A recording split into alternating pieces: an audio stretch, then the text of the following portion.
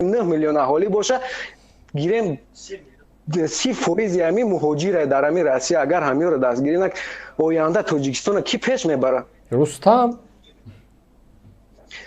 Рустам ай Кембридж, ай Оксфорд, ай МГУ, ай ҳама ҷо сирч кардаген, ай Тоҷикистон диплом охирон падаркаш кардам. Я бесавод ай Рустам.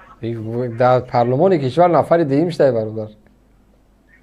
Ай Рустам, ай неми дворникое ки дар Россия кор мекунанд, басавод даниш, нама гарантия метиҳам. ҳама хеле фикр дорӣ. барои ҳамо агар Рустам шава оянда, ман боварӣ дорам Тоҷикистон агар 206 давлат дар дунё боша, 206 давлат охирон дар дунё мешавад. Барое ки вақте ки бесавод киши дар давлат, бидон ки вай давлат ба ҷои пеш рафтан оқиб меравад, ҳеҷ вақт пеш намеравад. бале бале, дуруст.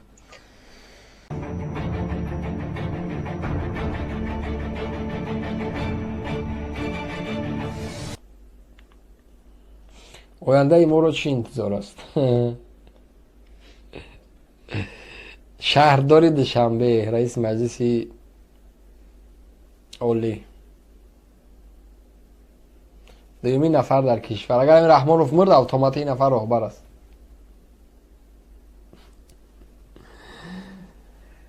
худо, ҷомеаи мо дигар нафар надоштааст. нигоҳ кунед, як бор биё гӯшиш кунем куя. форуми байналмилалӣ сармоягузорӣ Душанбе Инвест 2021 барои боз ҳам беҳтар шудани фазои сармоягузорӣ дар Ҷумҳурии Тоҷикистон, рушди соҳибкорӣ, тақвияти ҳамкориҳо бо соҳибкорону сармоягузорони ватаниву хориҷӣ ва рушди иқтисодии мамлакат шароити мусоиде фароҳам меоварад. умедворам ки ин ҳамоиши имрӯза боз як фурсати муносиберо барои муаррифии хубтари имкониятҳои воқеии ҳамкориҳои минбаъдаи тиҷоративу иқтисодии манфиатбахш замина мегузорад. иқтисодӣ. ҳозирини муҳтарам, ҳозирини муҳтарам, хок ту сари ӯ варақи тиҷорати падараш аз рӯи каниспеки омода шуда як варақ мехонд, хел дига баъзан маврид нормалай.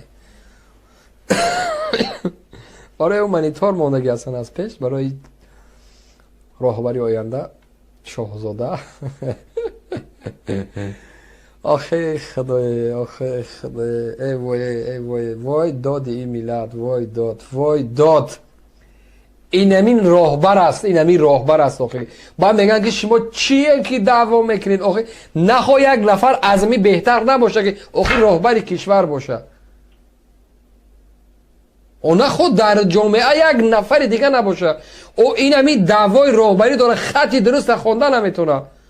ман мутмаинам ки ҳарфои нависаш намедонам 15 ба 15 ҳастай. ин ҳами қай ҳарфи ке нависагианда ба монитор ки бихона роҳбарияти кишвари тоҷики. балёзи худо, охи дафшен ҳами мардума шарманда накунед. ин ҳола бин иқтисодӣ манфиатбахш замина мегузорад. ҳозирини муҳтарам, фазои сармоягузории Тоҷикистон, бахусус пойтахти он шаҳри Душанбе, бо заҳмату талошҳои пешвои миллат, президенти Ҷумҳурии Тоҷикистон муҳтарам Эмомалӣ Раҳмон куллан беҳтар гардид. татбиқи босамари ислоҳоти иқтисодӣ таи солҳои охир имкон дод ки иқтисодиёти кишвар ба таври мунтазам рушд намуда, бо муҳайё намудани имкониятҳо ва додани имтиёзҳо ба фаъолияти соҳибкории хурду миёна ҳазорҳо ҷойҳои нави корӣ таъсис ёфта. сатҳи камбизоатӣ ба таври назаррас инаҳо ё роҳбар ё мутахассис. охи як ман мутмаинам, бовар ки ман шӯхӣ намекунам бародаро, мониторе ки дар пеш ҳамин мондагиян, ҳамо ҳарфош гуфтум ку, ҳамо ҳарфои 15 ба 15 сохтагӣ калон копӣ кардагӣ дар монитор мондагиян мехунад. аз баромадҳои қабле ки як вақт дар пеши Раҳмонов баромад карда, тасаввур кунед 2 сония пас варақ алиш мекунад, 4 калимара дар 10-15 варақ алиш мекунад. аку тасаввур ки ӯ чандхаи нависагӣ аст. 15 ва 15 ҳайфот, 15 баруш, 15 дарозиш. این راهبر اگر من حاضرم اینجا برام بگم که مردم من میخوام که رئیس پارلمان باشم چاپلوسات دماشون تا دادگی شما چی میخواین؟ شما وظیفه میخواین آخه همین را میبینم و چرا من نخوام وظیفه این امیر این راهبر این نگاه کشد این راهبر لااقل 4 کلمه را اگر امیر 5 بار بخونی قریب از یاد میشود 5 بار بخون از یاد میشود تمام اما آخه این بیسواده من مطمئنم میره 5 بار نه 10 بار خوندگی است اما سواد که نیست جانی نادان در عذاب سواد نیست سواد این راهبر است این مرده که خوب راهبر یابانی بیا راهبر دیگر شمانی این را بگی این جنتلمن را بگی همه را شرمنده کرد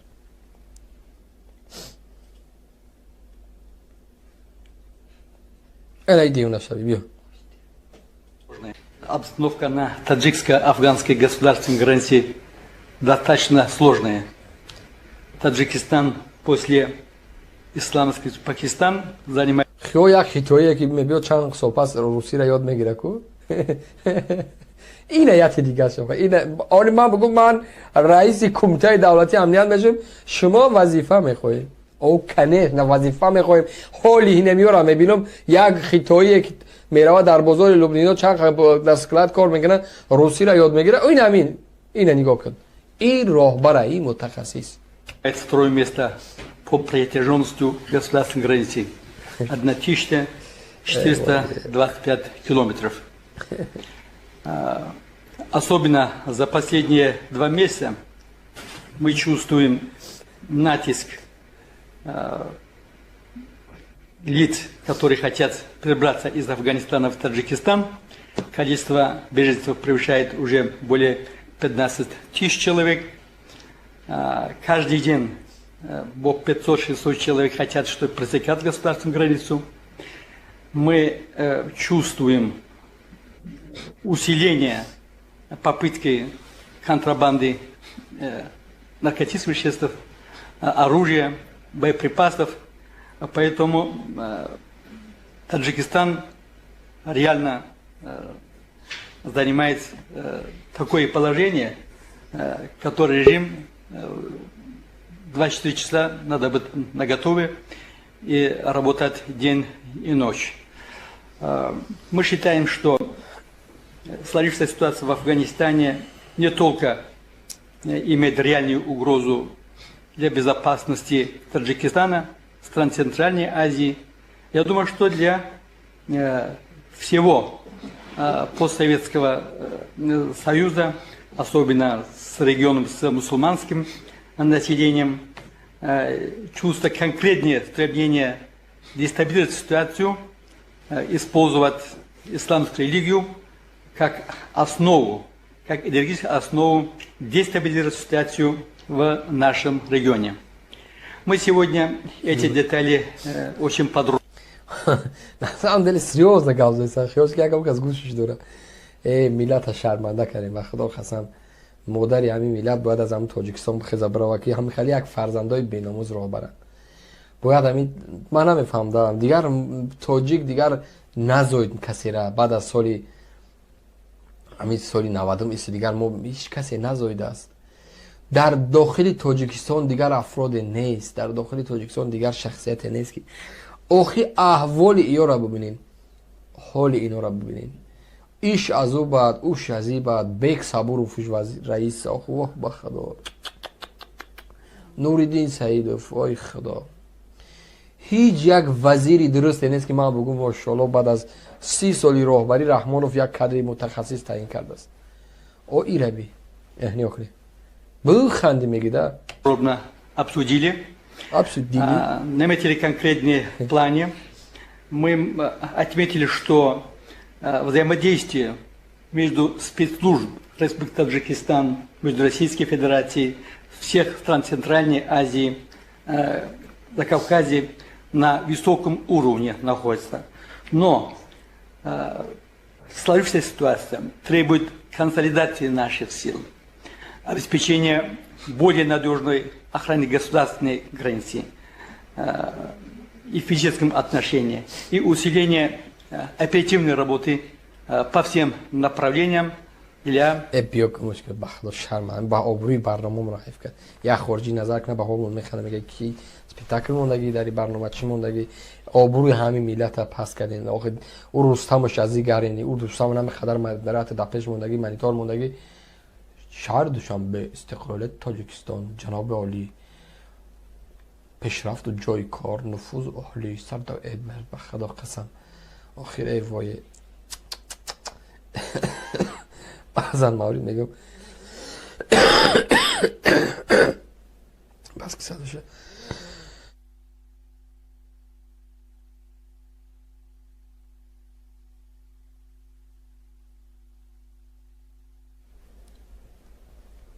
بعضا موارد میگم آخه وقتی هم خیلی رقیبای بی سواده هیچ بحث و دعوا نکنیم بمونیم اونجا بشینن اما دزد غارت کرد آخه این احوالا بی آخه این احوالا بی این رئیس کمیته است به خدا قسم رفت از پیش پوتین در چهارقاوه گیسته است چوب چی گفته است او شهردار دوشنبه یک جلسه مهم کرده است سرمایه‌گذارا و نمیدونم کسا جمع کردگی در کیم کدام یک کابینت دیگه نشستگی ویرتوالی کامera موندگی در پیش قدر مانیتور موندگی حرفای 15 و 25 خونده است که آخه به خدا قسم همین میگم بخندم به حالتون ده و یه بار دیگه در آخری برنامه اینها را ببینیم به خداحافظی کنیم خواه بگذارش مسئولین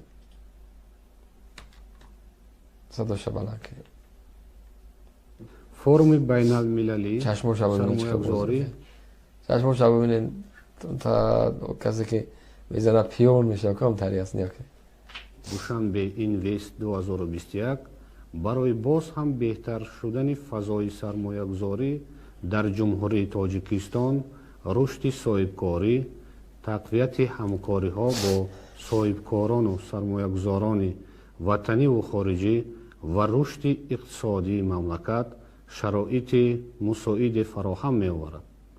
امیدوارم که این همایش امروزه باز یک فرصت مناسب را برای معرفی خوبتر امکانات‌های واقعی همکاری‌های منبعی تجارتی و اقتصادی ایشه بگی براتم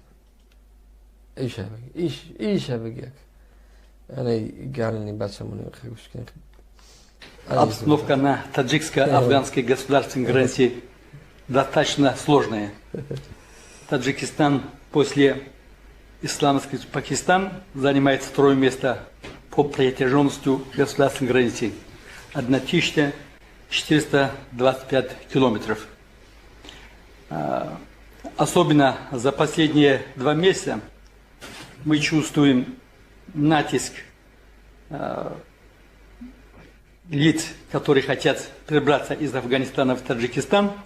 Количество беженцев превышает уже более 15 тысяч человек. Каждый день 500-600 человек хотят, чтобы пресекать государственную границу. Мы чувствуем усиление. Мы чувствуем каждый день 500-600 человек хотят, чтобы пресекать государственную. Каждый день 500-600 человек хотят, чтобы пресекать государственную границу. این خوب صدای ما است این خوب اهمیته میگه که کاش دیدین با 500-600 это война когда беженцев превышает уже более 15 тысяч человек. Каждый день 500-600 человек хотят, чтобы пресекать государственную границу. Мы это یه راهبرن هردارا اون یک تاجیک یک نمیدونم خب یک روسه که تاجیکی را یاد میگه خوبی نقصی میگه یک خیتوی نه روسه یاد میگه که این دیده که کاش گود شو خب با این راهبری کمیته است با میرا پیش میگم نشالnik جنرال فلانی شف اونا طالب ولا پیش یاد دیونه برید سجده میکنید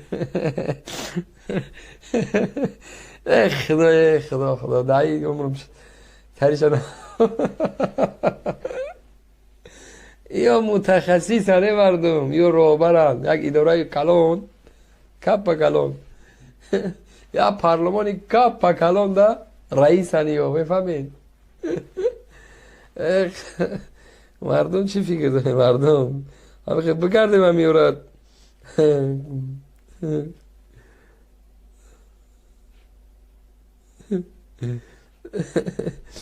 خدا توبه کنم یا بیا بر دیگه ده خیلی چی کنیم دیگه دستی میشه 1000 человек каждый день, 500-600 человек хотят, чтобы пресекать государственную границу. Мы чувствуем усиление попытки контрабанды наркотических веществ, оружия, боеприпасов.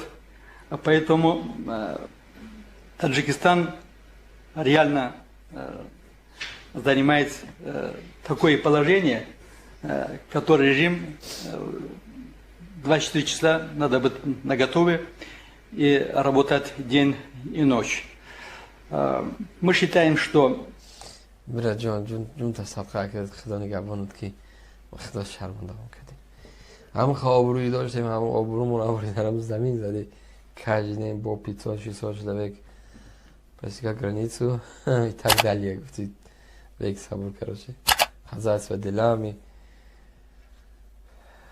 راتوکوبزاتیا اونو میدونم خلاص این همه حال و این همه احوال داریم ما تیاقا بگیریم وایده همه بگردیم پودا بری سر کرده همین گوسپند رو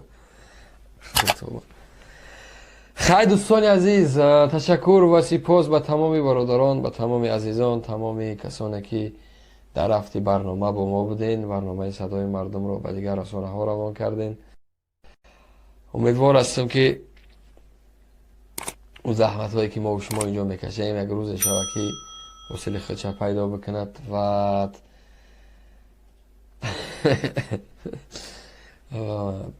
با پیتزا человек еще так далее короче خدا خیر انشاءالله با تو برنامه های